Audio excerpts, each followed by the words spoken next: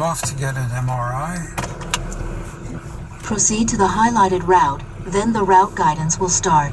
This is the second of these daily life ones, and the last, hopefully. I'm very nervous about getting an MRI. And first I was told I had to wear a mask in the machine, but now they said no mask, which I feel really lucky about. Weather's bad out. It's starting to be bad. And because I'm so nervous, I took a trazodone, which sort of is an antipsychotic pill or something. There are people there, a restaurant, eating outside. Most of downtown is sort of empty. And they're talking about that a lot of the businesses I don't think will come back. They're going to hit down. We're going a different route. This is a different place. This is more in the central city here. And Azure's doing the driving. I'm much too nervous to drive, even if I felt that I was capable.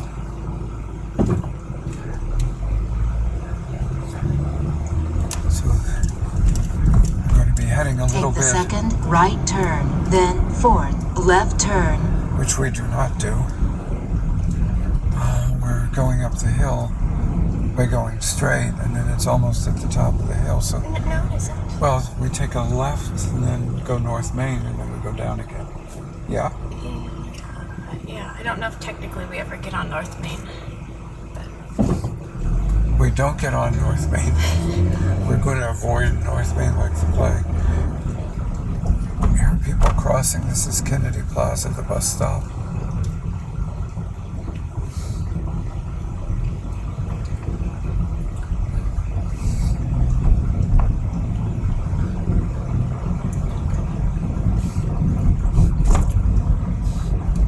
This is a result of the seizure I had 3 weeks ago, where I didn't go to the doctor, but, we're taking a route I don't know.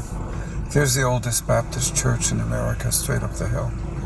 We're taking a left, and anyway, so I spoke to the doctor. This is getting me confused. I spoke to the doctor and told him what happened. And he started yelling at me that I should have immediately gone to the hospital. And I said I didn't think I needed to because it was a heat stroke and I had checked all my signs and blah, blah, blah. Spoken to a nurse. I spoke to a nurse, etc., etc. So anyway, the result of all of that was...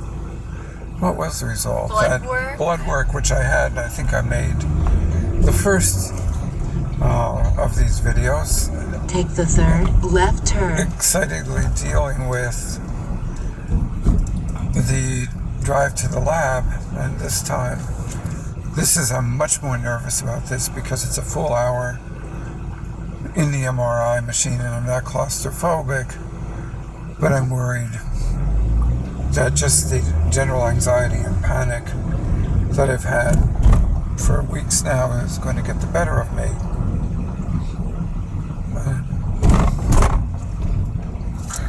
We will be on North Main. We are going on North Main Street.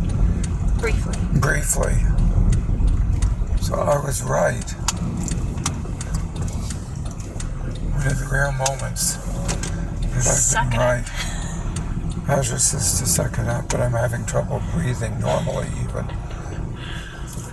I think she's waiting for me to pass out so she can deliver me half dead to the hospital. Don't forget, you can say that we're going past the Roger Williams National Memorial. We're going past the Roger Williams National Memorial, where Azure used to volunteer before Azure pre-COVID. There it is. Yeah, the start of the park. This is not nearly as interesting as the dialogue here about going to get an MRI and how nervous I am. Because I really have to emphasize the anxiety and the In nervousness. 600 feet, keep left. She doesn't like that at all. She keeps screaming at me, I thought you were Mr. Calm when I married you. Oh, look, here's the visitor center. Here's the visitor center. That's where she works. Blessed little child, but not any longer.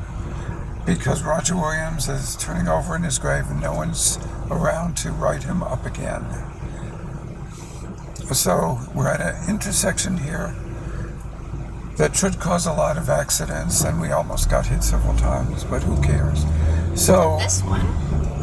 yeah, oh, you're going straight. Yes. Oh, I thought you were going up the hill. Destination is ahead on the left. Oh my God, we're right here. We could have walked here. Not in this heat. Not in this heat, she says, because then but then at least if I had a seizure, then I'd easily be able to do my MRI, because I'd be out cold. There's water down there in the mill. The sheer excitement of being on this road knows no bounds. So we're almost at the doctor's office, and I'm seriously having trouble breathing. And I think we go up the hill here. This normally would be seriously jammed, but it's not at the moment. I don't know where we turn in.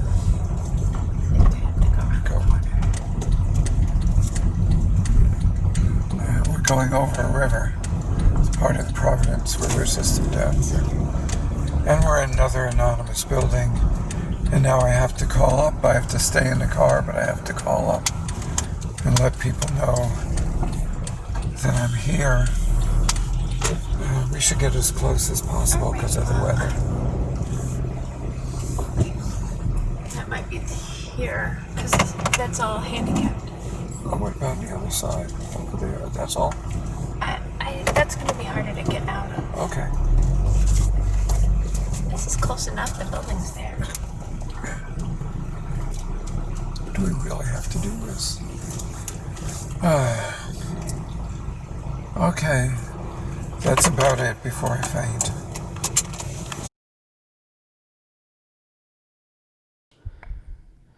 So on the way back out of the MRI unit, driving back, I started to record, and then I accidentally turned it off for part of the trip on the way back.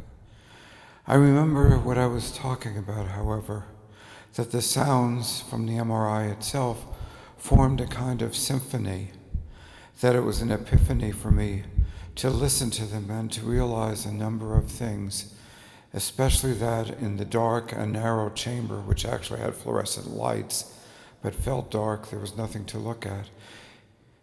In the chamber itself, one was aware of one's transparency, or I was aware of my transparency to the universe. In other words, all these particles, radiations, magnetic fields, radio fields, traveling through me, and how transparent we are and almost invisible to anything in the cosmos.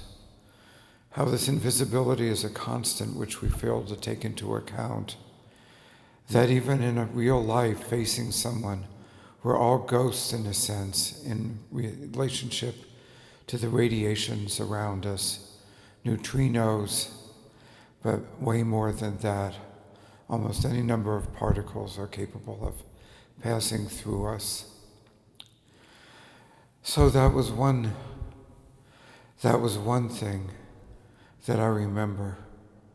And I think it was an epiphany because I was just as if I were suspended in thought in the chamber. And the second was thinking about the sounds themselves and how the repetitions were all of equal value, equal loudness, equal pitch for their own particular subgroup, so to speak. In other words, there might be something going boop, boop, boop, boop, boop, and there'd be beep, beep, beep, beep. Each would be different, but they were all without beat or emphasis or measure. And then I began to think how I could imply just with my mind beats and measures. I could turn it into a waltz, into 4/5 time, into 7/4 time, into any time that I wanted to. 1/1 time, 1/2 time, 2/4, 4/2, the usual 2 to the nth power, with the waltz times, the 5 times, da da da da da da da da da da da da da da da da da, this kind of thing. And that in fact all music might be based on an absolutely flat pulse that carries no information but simply repeats itself infinitely. And it's only our emphasis that changes everything. And so I thought this would be an interesting basis to perform to. No drumming, no rhythm of any sort except a constant pulse that people could come in and out with and play according to any rhythm that they chose of their own making. I'm sure this has been done before, but for me it connected with something, again, almost primordial, which is the way that the universe seems to be in its lack of obdurateness, in its almost invisibility, in our almost invisibility as well.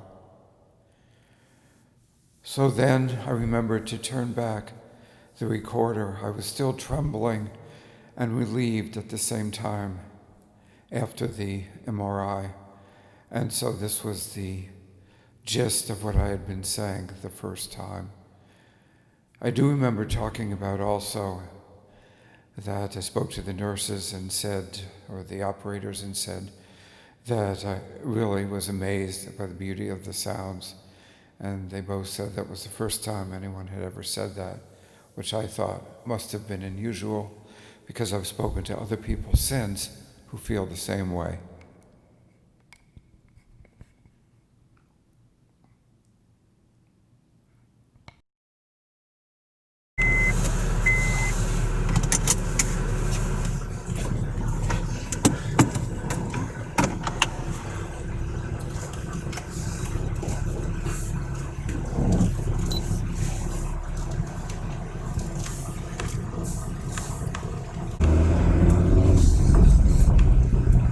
I was hoping I was recording. I'm hoping I'm recording again.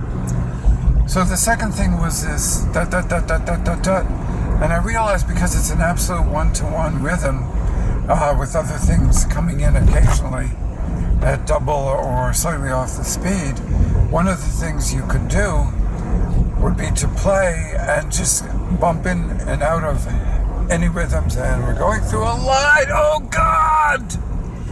Oh, now we're going to get a ticket. Oh, it's all over. It's all over. Anyway, so the moon's still up there. So it would be really interesting to do a recording with Ed where we're playing that and simply, oh my God, we're going another yellow. This Azure's driving. I can't tell. Oh, look. Oh my God. Did you see that? Yeah, fighting over a pigeon. Were they fighting over a pigeon? I think so. They had a pigeon in them? In their mouth? Their feet. Their feet, they were holding a pigeon? Yeah. 2 hawks? Yeah. Oh my God. Or falcons. Yeah, that was I didn't know first time I've ever seen that. It won't come out on here, but trust me, this was amazing, and it's a sign that the MRI was perfect in its execution. So this is the area where there were where there was heavy riding. Anyway, so to work with a one-to-one rhythm, and simply borrow from that, so we don't have to play with each other, but can simply play a kind of borrowing game from that, and think of it as a form of borrowing. We have 7 seconds to meet. This is the worst intersection in the entire city. You can see we're going straight headlong into traffic and people running across the street.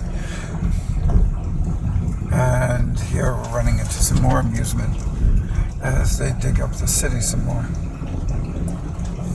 There's absolutely no reason Providence should be dug up, it should be buried. Anyway, do you have anything to add to this? There's also a great relief that I wasn't electrocuted, that the machine didn't fall on me, although, to be honest, I was completely comfortable in it. There's something to be said. Oh, nice reflection from the... Oh, you got a disc. Yes, I got a disc. No. Oh, I have to say, Aja wants me to say, and I want to say too, I got a disc. So I got a CD-ROM of the of the MRI. It's both a souvenir and a way for me to understand my own body in depth. You stop that. And you told them you liked the sound, and they said, you're the only one who's ever said that. Yeah, that's true. I loved the sound, and they were surprised, befuddled, and amused. The two women who conducted me into the interior of my body. Okay, we're here. We're back in the garage.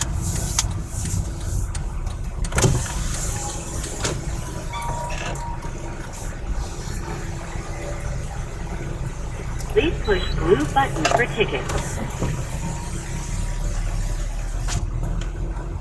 And we're coming over and making a left. We always argue about the lines. See the yellow lines there. Azur's always right. And there's this exciting sign. It says reserved parking spot 24/7.